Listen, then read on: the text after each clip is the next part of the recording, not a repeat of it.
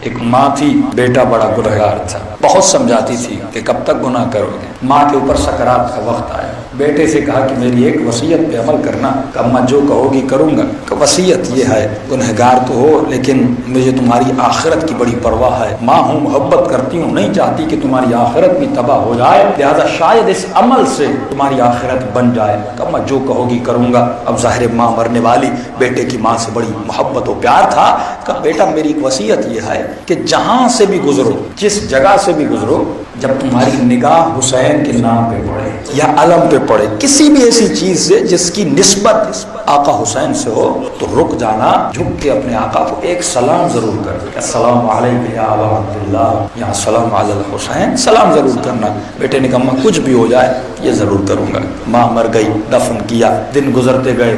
کہتا ہے میں جہاں سے بھی گزرتا تھا، مثلا نگاہ مولا کے علم پہ پڑی، نگاہ مولا کے نام پہ پڑی، رک جاتا تھا، سواری کو روک لیتا تھا اور سینے پہ ہاتھ رکھ کے ہلکا سا سلام کرتا تھا، السلام علیکم یا ابا عبداللہ۔ کئی سالوں کرتا، یعنی جہاں جہاں حسین کے نام کو دیکھا وہاں وہاں حسین کو یاد کیا۔ اس کے دوست کہتے ہیں کہ ایکسیڈنٹ میں اس کی موت ہو گئی، دفن کر کے آئے، خواب میں اس کا دوست کہتا ہے میں نے دیکھا کہ ملائک نے میدان برزخ میں اس کو اٹھایا ہے اور اس کے ہاتھوں میں بھی رسیاں، پاؤں میں بھی رسیاں، اور اسے وادی برہوت جہاں پہ گنہگاروں کو عذاب کیا جاتا ہے گھسیٹ گھسیٹ کے اس کو لے جا رہے ہیں۔ کہ اتنے میں نے دیکھا جیسے اس کو لے جا رہے تھے، میدان برزخ میں ایک خیمہ لگا تھا، اس خیمے پہ علم لگا تھا، اس علم پہ لکھا تھا حسین ابن علی کا نام۔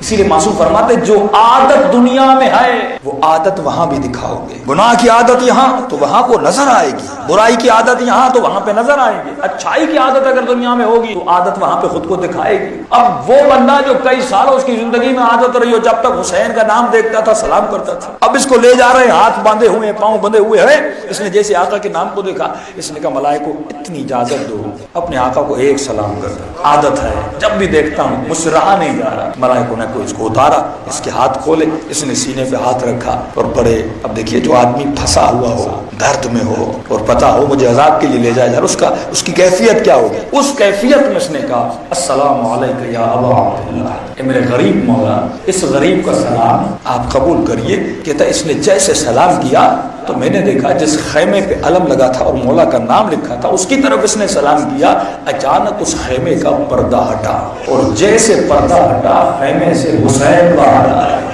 جو پوری زندگی حسین کے نام کو سلام کرتا رہا، آج خود حسین سامنے آئے۔ کیا کیفیت ہوگی مومن کی؟ یعنی اتنے سال کے مولانا 20 سال کربلا گیا، کبھی حسین کی زیارت نہیں ہوئی، اور سوچو ایک سفر کربلا کا جاؤ اور دیکھو زری سے امام حسین باہر آ رہے ہیں۔ یہ کیفیت جو مومنین پہ آتی ہے وہ بہت اعلیٰ کیفیت ہوتی ہے۔ زندگی میں پہلی مرتبہ اس نے امام حسین کو دیکھا کہ پردہ ہٹا، امام حسین باہر آئے، فرمایا وعلیک السلام۔ زندگی بھر سلام کرتا رہا لیکن جواب نہ سنا، آج حسین اس کے جواب دے رہے ہیں اور اسے صلہ دے رہے ہیں کہ وعلیک السلام، تجھ پر بھی حسین کا سلام ہو۔ کہ اتنے میں امام حسین کا آگے آ جا، آگے گیا، کہتا ہے بڑی شرمندگی سے آگے گیا۔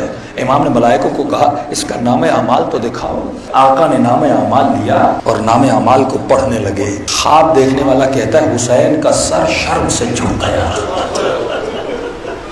سامنے ملائک کھڑے ہیں اور یہ اظہار یہ کر رہا ہے کہ میں آپ کا ماننے والا ہوں، کیونکہ امام کو سلام کر رہا ہے۔ اس لیے امام فرماتے قیامت کے دن ہمیں شرمندہ نہ کرنا کہ وہ کہے اگر ہم نے شراب پی تھی، ہم زانی تھے، ہم گنہگار تھے، ہم رشوت کھاتے تھے، آپ کے لوگوں نے کیا کیا جو آپ کا نام لیتے تھے۔ اسی لیے فرماتے کونوا لنا زینت بننا ہمارے لیے، قیامت کے دن آنا تمہارے چہروں سے نور نکلنا چاہیے۔ ہم کہیں یا رسول اللہ دیکھو یہ میرا تھا، یہ میرا عزادار تھا، یہ میرا ماننے والا تھا، کتنا با کردار تھا، اور ان کو کہیں وہ یہ تیرے تھے جن کا کردار ایسا تھا، وہاں پہ سرخرو کرنا کہ شرم سے آقا کا سر جھک گیا۔ اور امام نے اس کے چہرے کو دیکھا کہ تو میرا ماننے والا ہے، تیرے نام اعمال میں اتنی برائیاں کیوں ہیں؟ وہ جملہ جو ہر گنہگار کہے گا، دعائے کمیل کا جملہ نا، ظلم تو نفسی۔ اس نے کہا کہ مولا بڑا ظلم کیا اپنے نفس پر، خطا کی۔